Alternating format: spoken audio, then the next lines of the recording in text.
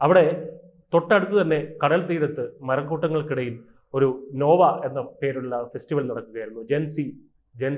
ജെൻസിയിൽപ്പെട്ട തലമുറയുടെ ആഘോഷങ്ങളൊക്കെ അവിടെ നടക്കുകയായിരുന്നു.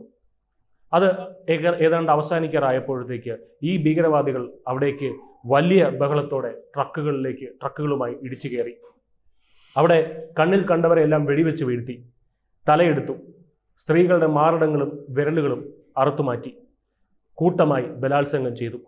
അവിടെ നിന്ന് തിരികെ മടങ്ങിയപ്പോൾ ആ സ്ത്രീകളെയും കുട്ടികളെയൊക്കെ വാരിയെടുത്ത് അവരുടെ ട്രക്കുകളിലേക്ക് എടുത്തിട്ട് അതിൻ്റെ മുകളിലിരുന്ന് ഗാസയിലേക്ക് അവർ തിരികെ മടങ്ങി.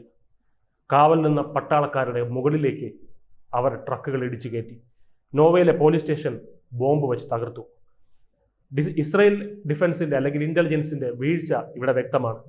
ഇസ്രായേൽ എന്ന രാജ്യത്തിൻ്റെ ഭയാനകമായിട്ടുള്ള ദിവസം തന്നെയായിരുന്നു ഒക്ടോബർ 7 എന്ന് പറയുന്നത്. സർക്കാരിനോ സൈന്യത്തിനോ ഒന്നും ചെയ്യാൻ പറ്റാതെ പകച്ചു നിന്നത് ഒരു ദിവസം. സർക്കാരിനും സൈന്യത്തിനും അവിടെയുള്ള പോലീസിനും എല്ലാം തന്നെ ഈ കൂട്ടമായി ആളുകൾ കൊല്ലപ്പെട്ട കൂട്ടക്കൊല നടന്ന ഈ ഒരു സ്ഥലത്തേക്ക് എത്താൻ വൈകിപ്പോയ ഒരു ദിവസം. അവരവിടെ എത്തിയപ്പോൾ മണിക്കൂറുകൾ കഴിഞ്ഞിരുന്നു. ആധുനിക ലോകത്ത് മനുഷ്യ മനസാക്ഷിയെ ഞെട്ടിക്കുന്ന ഇതുപോലുള്ളൊരു മറ്റൊരു കൂട്ടക്കൊലപാതകം നടന്നിട്ടില്ല എന്ന് തന്നെ പറയാം.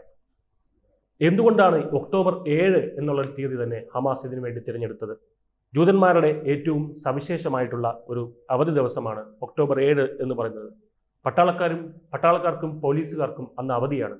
അതിൻ്റെ ഭാഗമായിട്ട് ശബത്ത് എന്ന് പറയുന്ന അതിൻ്റെ ഭാഗമായിട്ട് അവർ അന്ന് ടെലിവിഷനും മൊബൈൽ ഫോണും ഉപയോഗിക്കില്ല എന്നവർക്ക് ഉറപ്പുണ്ടായിരുന്നത് കൊണ്ടാണ്.